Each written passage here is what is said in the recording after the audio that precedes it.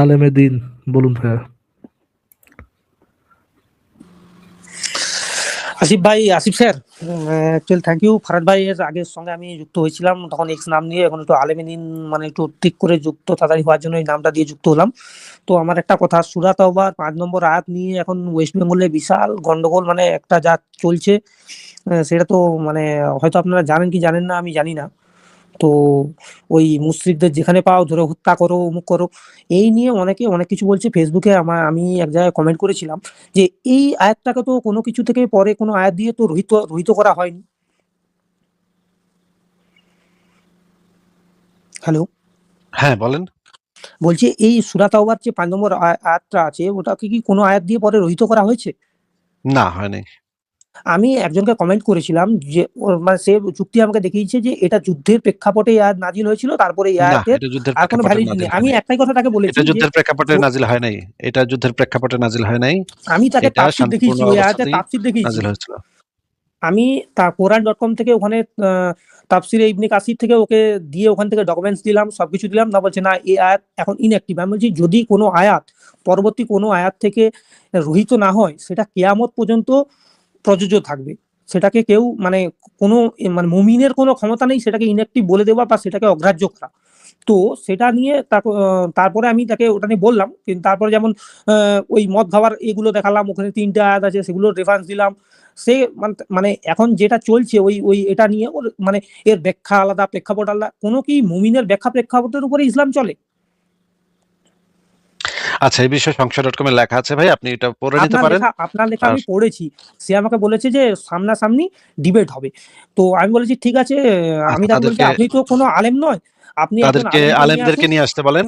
হ্যাঁ, আমি আমি আমি রাজি তাকে আছি। এটাই বলেছি যে আমি তাকে বলেছি যে আপনি তো কোনো আলেম নয়। আপনি একটা আলেম নিয়ে আসুন। আমার গুরুদেব আসিফ মহিউদ্দিন স্যার আছে। ওই লাইভে বসে তাহলে ডিসকাশন করা যাবে। তো সে বলছে ঠিক ভাই আছে, দেখা যাবে। তো আমরা তো কোনো স্যার না, কিন্তু আলোচনা করা যেতে পারে। না, আপনাকে আমি খুব মানে হাইলি রেট করি। আপনি একজন মানে সত্যি মানে আমি নিজেও একজন নাস্তিক। তো আপনাকে আমি খুবই হাইলি রেট করি। তো সেই হিসাবে বললাম যে আমি আসিফ মহিউদ্দিন স্যারের লাইভে তাহলে দেখা যাবে। আপনি একজন আলেমকে নিয়ে আসুন। তাহলে একদিন বসে আলোচনা করা যাবে যে কিভাবে কোনো আয়াত যদি রহিত না করা হয় সেটা কিভাবে ইনঅ্যাক্টিভ হয়ে যায়। সেটা বলছে না এর প্রেক্ষাপট আলাদা, অমুক আলাদা। আমি তাকে বললাম ঠিক আছে আচ্ছা, আমি একটা কথা ওকে বলেছিলাম, বনু কুরাইজাদের সঙ্গে যে যুদ্ধটা হয়েছিল সেটা তো কোনো সরি, বনু কুরাইজার সাথে কোনো যুদ্ধই হয় নাই। বনু কুরাইজাকে অবরোধ করে ২৫ দিন অবরোধ করে তাদেরকে আত্মসমর্পণে বাধ্য করে তারপরে তাদের সবাইকে জবাই করা হয়েছিল। হ্যাঁ, মানে সেটাই বলছি পুরুষদেরকে আমি যে হ্যাঁ, বনু যাদের কুরাইজাদের সেটাই আমি বললাম যে ওখানের ক্ষেত্রে তো কোনো কেউ চুক্তি ভঙ্গ করেনি। ওরা আমাকে বলছে একটা জিনিস বলছে যে ওখানে চুক্তি বনু ভঙ্গ কুরাইজার করেছিল সাথে বলে। কোনো চুক্তি ছিল এরকম কোনো প্রাইমারি সোর্সে এরকম কোনো কিছু নাই হ্যাঁ, যে আমি বনু সেটাই কুরাইজার সাথে বলেছি কোনো যে চুক্তি ছিল। বনু কুরাইজাদের সঙ্গে তো কোনো চুক্তি ভঙ্গ হয়নি। ওরা ওটাই বলছে যে ওই সূরা তাওবার ৫ নম্বর আয়াতে যেটা আছে ওরা চুক্তি ভঙ্গ করেছিল মুশরিকরা, সেইজন্য ওদেরকে যেখানে পাও হত্যা করো। ওই তাহলে যুদ্ধের চুক্তি ময়দানে ওই ভঙ্গ আয়াত করলে নাযিল আবার হয়েছে। ৪ মাসের সময় দিবে কেন? চুক্তি ভঙ্গ হলে আবার হ্যাঁ, ৪ মাসের সময় সেটাই দিবে আমি কেন? সেটাই বলেছি যে ৪ মাস পরে কেন? চুক্তি ভঙ্গ হয়েছে তো ৪ মাস পরে কেন? চুক্তি ভঙ্গ হয়েছে সঙ্গে, সঙ্গে যুদ্ধ হবে। যা হবে দেখা যাবে। কিন্তু বনু কুরাইজাদের সঙ্গে তো কোনো চুক্তি ছিল না। আমি সেটাই বলেছিলাম। তখন বলছে না ওর প্রেক্ষাপট আলাদা, অমুক আলাদা। আমি বলি আপনার প্রেক্ষাপট, আপনার ব্যাখ্যায় কি ইসলাম চলে? এটাই বলছিলাম। তখন আমাকে বলেছে যে তাহলে ও না, এই দুটো সামনাসামনি আসলে ডিবেট হোক। ভিন্ন। এই দুটো আসলে ভিন্ন বিষয়। যে সূরা তাওবার যে ৫ নম্বর আয়াত এটা মুশরিকদের সম্পর্কে। আর বনু কুরাইজা ছিল ইহুদি গোত্র, আহলে হ্যাঁ, কিতাব। ওটা হ্যাঁ? কাফের। ওরা কাফেরদের সঙ্গে। কাফের তো কিন্তু মুশরিক না, মুশরিক না। মুশরিক আর কাফের আমি জানি, দুটো আলাদা আমি জানি। সেটা আমি বলছি না আপনাকে। আমি আপনার ভিডিও মানে আজ কত বছর ধরে দেখি তার কোনো ঠিক নেই। তো আপনার প্রত্যেকটা ভিডিও প্রত্যেকটা কিছুই দেখি, সবকিছুই দেখি। ঠিক আছে, আমার এইটুকুই বলার ছিল। যদি কখনো ওইভাবে চ্যালেঞ্জ দিয়ে কেউ মানে এতে আসে, আপনাকে আমি পার্সোনালি মেইল করব। তাহলে কোনো আলেম যদি আসে আপনি কি তাদের সঙ্গে বসতে রাজি হবেন তখন? হ্যাঁ, হ্যাঁ, আমার লাইভে চলে আসলে যেকোনো আপনাকে মানুষই তো তাহলে লাইভে চলে আসতে পারে। পার্সোনালি মেইল করলে আ মানে ডেট ফিক্স যদি ওরকম কিছু হয় তো কোনো অসুবিধা হবে না তো আপনার? আমার লাইভে আসতে যুক্ত হতে বলেন, তাহলে আলোচনা করা যাবে। আর যদি অন্য কোথাও যদি আলোচনা করতে যেতে হয় তাহলে আমাকে আগে থেকে জানাতে হবে। আমি এটা আমার সময় হয় আচ্ছা, কিনা ঠিক আছে। এটা ঠিক একটু। আছে। ওরা তো বলেছে যে ঠিক আছে এ করবে। যদি কিছু ফার্দার আমাকে বলে তো আমি সেইভাবে যদি হয় যে আপনার লাইভে গেলে তো কোনো অসুবিধা নেই। আপনার যদি হয় আপনাকে তাহলে আমি মেইল করব বা কিছু করব। সেভাবে কনট্যাক্ট করার চেষ্টা করব। আচ্ছা, ঠিক আছে ভাই। ঠিক আছে। শুভরাত্রি স্যার। ফারাজ শুভরাত্রি। ভাই, শুভরাত্রি। জি, শুভরাত্রি। থ্যাংক ইউ আমাকে জয়েন করার ঠিক আছে। জন্য। ঠিক আছে, তাহলে পরের জনকে দেখি। আচ্ছা, ফারাজ ভাই কি যুক্ত করবেন? না করেন। হ্যাঁ, তাকি ওসমানী বলুন ভাইয়া। জি, আমাকে কি শোনা যাচ্ছে? জি ভাই, শোনা যাচ্ছে, বলুন। আমি একটু আসিফ মহিউদ্দিনের সাথে কথা বলতে চাচ্ছিলাম। হ্যাঁ, বলেন। আমি তাফসীরের প্রিন্সিপালস নিয়ে একটু কথা বলতে চাচ্ছিলাম ওনার কাছে। আপনি কি গতদিন যুক্ত হয়ে বলছিলেন যে ইবনে কাসিরের তাফসিরের ভিতরে জাল-টাল সব আছে, এটা বলেছিলেন না?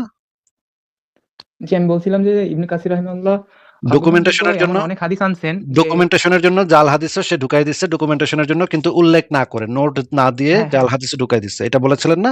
আমি রেফারেন্স নিয়ে আসছি আজকে আপনার এখানে শো করানোর জন্য। কিন্তু ওই দিন তো আপনি রেফারেন্স দেখাইছেন একটা, দেখানোর পর খুব খ্যাক করে হাসলেন। তাহলে ওই রেফারেন্সই যদি সেটা প্রমাণ হয়ে গিয়ে থাকে, তাহলে আজকে আবার কেন রেফারেন্স নিয়ে আসছেন?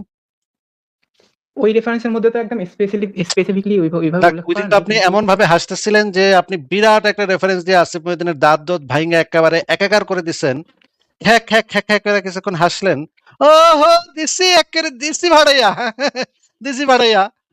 তাহলে ওই রেফারেন্সে যদি সেই জিনিসটা প্রমাণ হয়েই থাকে, তাহলে আজকে আবার আরেকটা রেফারেন্স আপনার কেন দেখাতে হবে? ফারাজ ভাই, আপনি একটু, আপনার কি মনে আছে ওই দিন যে সে কিভাবে খ্যাক করে হাসছিল হ্যাঁ ভাই, একটা? মনে আছে।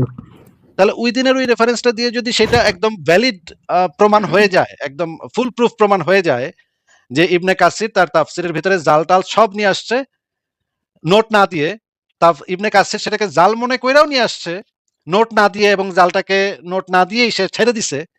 এইটা আপনি প্রমাণ করতে চাইছিলেন একটা কত নম্বর পেজ, ৬ষ্ঠ খণ্ডের তাফসির ইবনে কাসিরের ৬ষ্ঠ খণ্ডর কোন একটা পাতা থেকে আপনি সম্ভবত ২৫২ নম্বর পৃষ্ঠা দ্বারা আপনি প্রমাণ বলছেন এই তো প্রমাণ হয়ে গেছে, আপনি হাততালিও দিচ্ছিলেন এবং খ্যাক করে কিছুক্ষণ হাসছিলেন। তাইলে ওই দিনই যদি এটা প্রমাণ হয়ে থাকে, তাহলে আজকে আবারও কি প্রমাণ করবেন আপনি? বুঝতে পারতেছি না। ওই দিন কি আপনি ওই দিন যেই দলিলটা দিছিলেন সেই দলিল দ্বারা কি এটা প্রমাণ হয় নাকি হয় না, আগে একটু বলেন। আচ্ছা, ঠিক আছে, আমি আগে বলে নেই আপনার অভিযোগটা কি ছিল আর আমি কি ওই প্রমাণ দিনের দিয়েছিলাম ওই তার দিন যদি যে দর্শকদের দলিলটা দিয়েছিলেন সেই দলিলটা দ্বারা কি এটা প্রমাণ হয়েছিল নাকি হয় নাই, সেটা আগে একটু বলেন। অবশ্যই হয়েছিল প্রমাণ। তাহলে সেটা আজকে আগে আবার বলে কেন? আচ্ছা, ঠিক আছে, তাহলে ওই আগের দলিলটা আবার একটু দেন, সেটা আবার একটু বের করব এবং ওইটা নিয়েই কথা বলবো। আগে ওই দিন যে দলিলটা দিয়েছিলেন কত খণ্ডের, খণ্ড ৬ পৃষ্ঠা নাম্বার ২৫২, এই টাইপের কিছু একটা ছিল, সেই দলিলটা আবার একটু দেন। আচ্ছা, বের করেন আপনি। সেটা আপনি বলেন কত নম্বর খণ্ড, ওই দিন যে দলিলটা দিয়েছিলেন সেটা আবার একটু দেন এখন। আচ্ছা, ৬ নং খণ্ডের বের করি আমি। ৬ নং খণ্ডের পৃষ্ঠা ২৫৩। ৬ নং খণ্ডের পৃষ্ঠা ২৫৩ একটা লেখা আছে যে, আমরা ফারাজ ভাই শুনেন কিন্তু, ৬ নং খণ্ডের পৃষ্ঠা ২৫৩ লেখা আছে যে ইবনে কাসির বলতেছে যে আমি জাল-টাল যা পাইছি সবই আমি আমার ডকুমেন্টেশনের জন্য আমার তাফসীর গ্রন্থে আমি ঢুকাই দিছি। আমার জাস্ট ফর ডকুমেন্টেশন, কিন্তু আমি নোট দেইনি। জালও ঢুকাইছি কিন্তু নোট দেইনি। নোট না দিয়ে আমি জাল-টাল ঢুকাই দিছি ডকুমেন্টেশনের জন্য। তো এটা নাকি এই যে ৬ষ্ঠ খণ্ডের ২৫৩ নম্বর পৃষ্ঠাতে বলা আছে। আমরা একটু দেখি। ওইদিনই নাকি উনি এটা প্রমাণ করে দিচ্ছেন। আজকে নাকি আবার আরেকটা প্রমাণ করবেন। আরেকটা প্রমাণের দরকার নেই। আপনি ওইদিন এমন খুশিতে এমন হাসছিলেন, এটা তো মনে হয় যে মানে বিরাট প্রমাণ দিয়া বিরাট কাম করে লাইছিলেন। তাহলে আবার আমরা একটু দেখি এই দলিলটা দ্বারা এই প্রমাণটা কিভাবে হয়, আমরা একটু দেখব। এটা হচ্ছে ৬ষ্ঠ খণ্ড পৃষ্ঠা ২৫৩। উপরে বর্ণিত, আপনি বলছিলেন এই লাইনটা দ্বারা নাকি প্রমাণ হয় যে ইবনে কাসির তার তাফসিরে জাল-টাল সব এড করে দিছে, নোট ছাড়া। ইবনে কাসির জানে যে এটা জাল, তারপরেও জাস্ট ডকুমেন্টেশনের জন্য এটা ঢুকাই দিছে। হ্যাঁ, এবার আপনি একটু প্রমাণ করেন।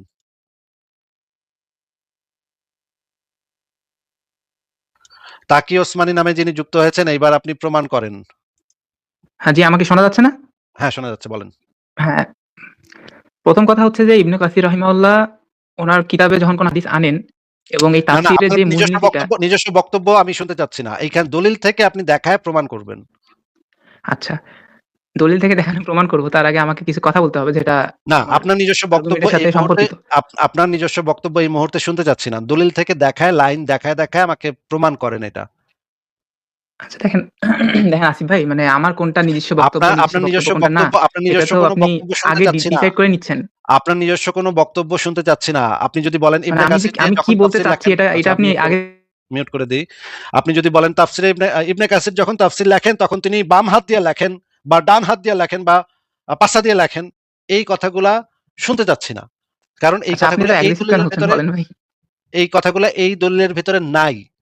এইখানে আপনি এই দলিলটা দেখাইছেন, এখন দলিলের কোন লাইন দ্বারা এই জিনিসটা প্রুভ হয় সেটা আমাকে একটু দেখান, যে এই লাইনটা দ্বারা এই জিনিসটা প্রুভ হচ্ছে যে ইবনে কাসির জালটাল যা পাইছে তার তাফসির গ্রন্থের ভিতরে সব নিয়ে আসছে ডকুমেন্টেশনের জন্য, কোনো নোট ছাড়াই সে জালটারে রাইখা দিছে তার তাফসির গ্রন্থে। এই জিনিসটা এইখানে কোথায় লেখা আছে একটু দেখান।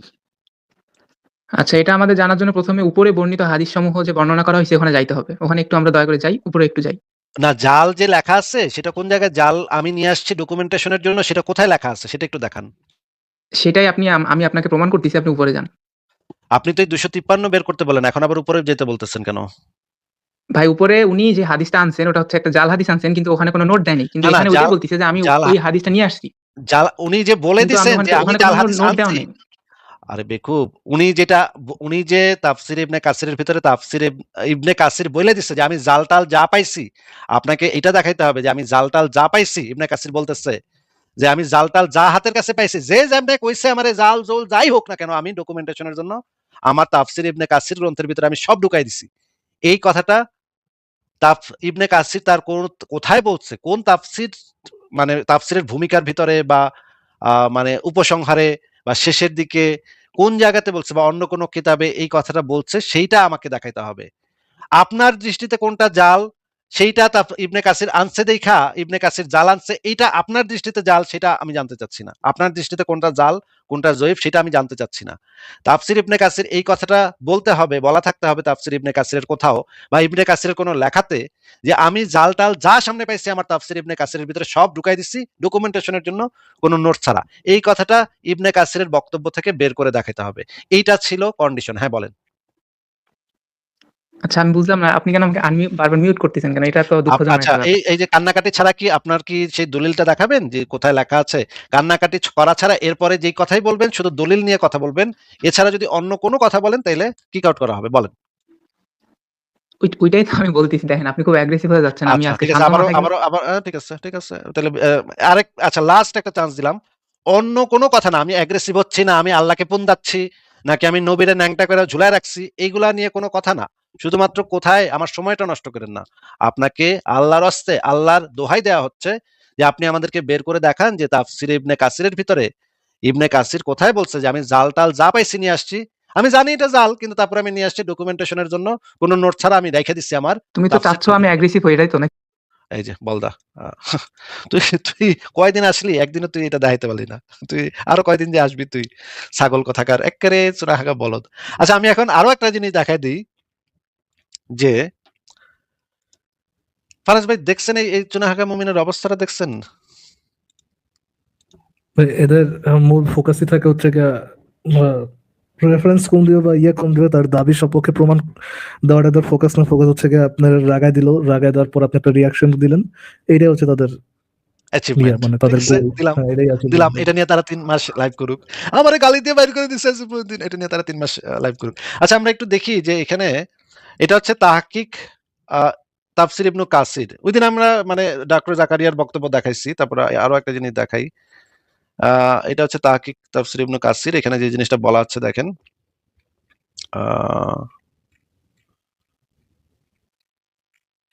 ধরেন আমরা তার আমরা তার যদি দাবিটা মেনে নেই আসিফ ভাই, যে কোনো এক জায়গায় ইবনে কাসির তার নিয়ে আসছেন, ইবনে কাসির জাল হাদিস দিছেন তাফসির করার সময়, এবং ওটাতে কোনো নোটও দেন নাই, তাহলে কি ওনার ডিবেটটা কি ভাই আমাদের সাথে, নাকি ওনার ডিবেটটা হচ্ছে ইসের সাথে, ওই জাকারিয়া সাহেবের সাথে? জাকারিয়ার কার সাথে সাথে ওনার ডিবেট? হওয়ার কথা। ও আচ্ছা আচ্ছা আচ্ছা, মানে জাকারিয়া বললে এটা তো সমস্যা নাই, মানে জাকারিয়া ইসলামের বলে মিথ্যা কথা বলার রাইট শুধুমাত্র হচ্ছে মুসলিমদের, এরকম? ঠিক। ফারাজ ভাই, আমি এই জিনিসটা একটু দেখাই যে দেখেন এখানে যে জিনিসটা বলা হচ্ছে তাহকিক তাফসির ইবনে কাসির এই গ্রন্থের ভিতরে যেটা বলা হচ্ছে যে আহ কোথায় যেন, হ্যাঁ, এই যে দেখেন, ইবনু কাসির তার পাণ্ডিত্য বিমণ্ডিত এই তাফসিরে কোথাও দুরূহতা বা জটিলতা প্রশ্রয় দেননি, ইত্যাদি ইত্যাদি। তিনি যা কিছু বলেছেন কোরআন হাদিসের অকাট্য দলিল প্রমাণের ভিত্তিতে বলেছেন, কোথাও নিজের ভাবাবেগকে বিন্দুমাত্র প্রশ্রয় দেননি। ঠিক এ কারণেই তিনি তার তাফসিরে ইবনু জারির তাবারির তাফসিরের ইসরায়েলি আজগুবি কাহিনী ও জাল হাদিস ভিত্তিক অলিক উপাখ্যানসমূহ প্রত্যাখ্যান করে বিশুদ্ধ হাদিসের আলোকে নির্ভরযোগ্য ঘটনার সমাবেশ ঘটিয়েছেন। তাই তার তাফসিরকে ন্যায়সঙ্গতভাবে তাফসিরে সালাফি নামে আখ্যায়িত করা হয়। তাফসির ইবনু কাসির সামগ্রিক বৈশিষ্ট্য সম্পর্কে আল্লামা হাফিজ আবু আলী মোহাম্মদ শাওকানি বলেন, আলোচ্য তাফসিরে তাফসিরকারক হাদিসের রিওয়ায়াতসমূহ সম্পূর্ণ পূর্ণাঙ্গভাবে আহরণ করেছেন যে কোথাও ত্রুটি বিচ্যুতির বিন্দুমাত্র অবকাশ নেই, তেমনি তিনি এটাতে বিভিন্ন মাযহাব ও মতবাদের প্রাসঙ্গিক হাদিস, আসার ও কওল এরূপ সুন্দরভাবে বিন্যস্ত করেছেন যে কারো কোনো সংশয়ের লেশমাত্র থাকে না। তার প্রধান বৈশিষ্ট্য এই যে এটি কোরআনের তাফসির করতে প্রথমে কোরআন ব্যবহার করা হয়েছে, তারপর রাসূলের হাদিস, তারপর সাহাবাদের আসার, অবশেষে তাবেঈনদের আকওয়াল ব্যবহৃত হচ্ছে। হাদিস ব্যবহারের ক্ষেত্রে বর্ণনার সূত্র, বর্ণনাকারীর চরিত্র, হাদিসের স্তর ও শ্রেণী ভেদের প্রতিটি দিক হতে পুঙ্খানুপুঙ্খ রূপে বিশ্লেষিত হয়েছে। আসার ও আকওয়ালের প্রয়োগের ক্ষেত্রে তার সত্যাসত্যের কোষ্ঠীপাত্র ভালোভাবে যাচাই করে নেওয়া হয়েছে, মোট কথা ইত্যাদি ইত্যাদি। এই কারণেই এটাকে তাফসির জননী বলা হয়, যা সকল নির্ভরযোগ্য তাফসির এই তাফসির থেকে জন্ম নিয়েছে। এই গ্রন্থ জগতে এর তুলনা সত্যি বিরল।